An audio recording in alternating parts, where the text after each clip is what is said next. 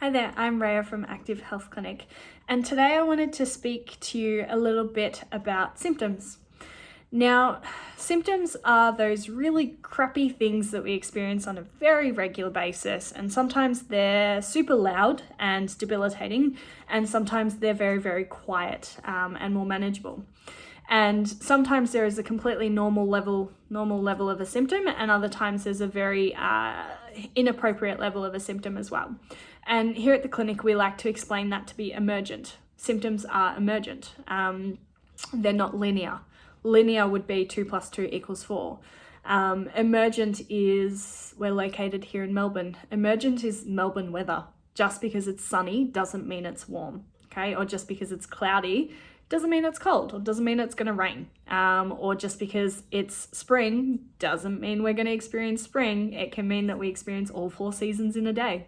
But same with our symptoms, they are very, very emergent. And one of the biggest things I like to work with on my patients, is to question their symptoms, to identify their triggers, to identify their relieving factors, to identify their patterns and their consistencies. Because living with a complex chronic illness, and especially invisible illness, we tend to normalize symptoms. We tend to kind of just accept a certain level of crappiness. And that is obviously a big coping mechanism of these illnesses.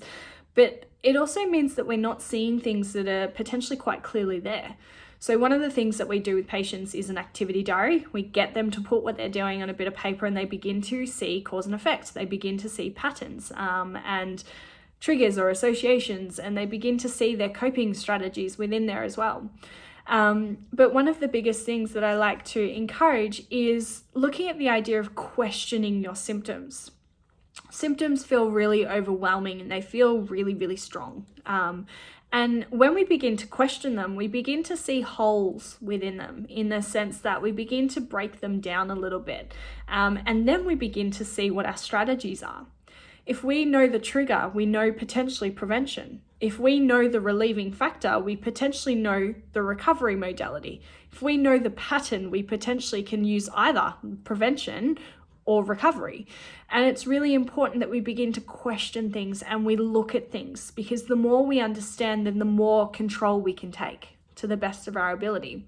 But it means that it's not black and white. It means that we are looking for the gray.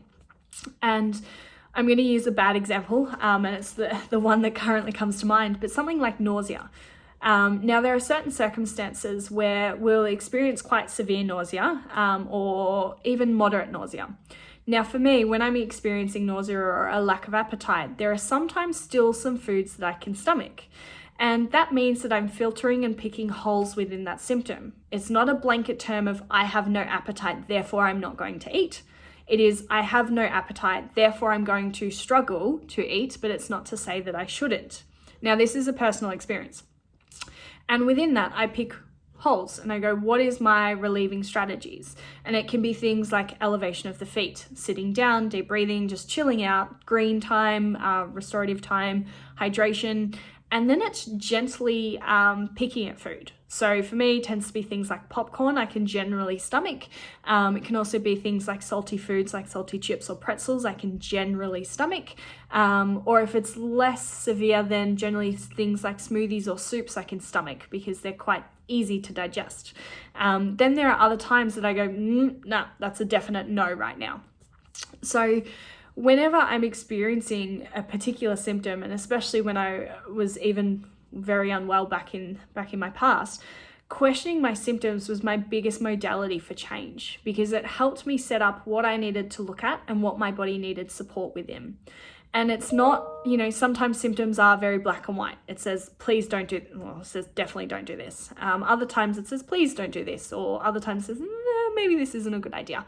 But with saying that, the more that we begin to question things or look at things, we're able to identify where our strategies have their place. Where are they the most productive or most functional, and how can we take it from there?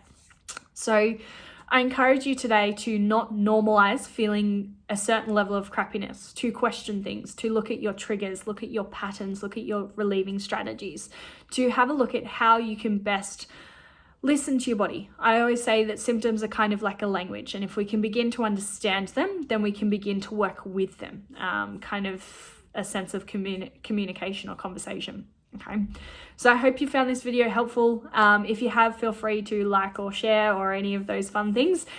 There are so many more of our videos on our YouTube channel as well, so feel free to have a look.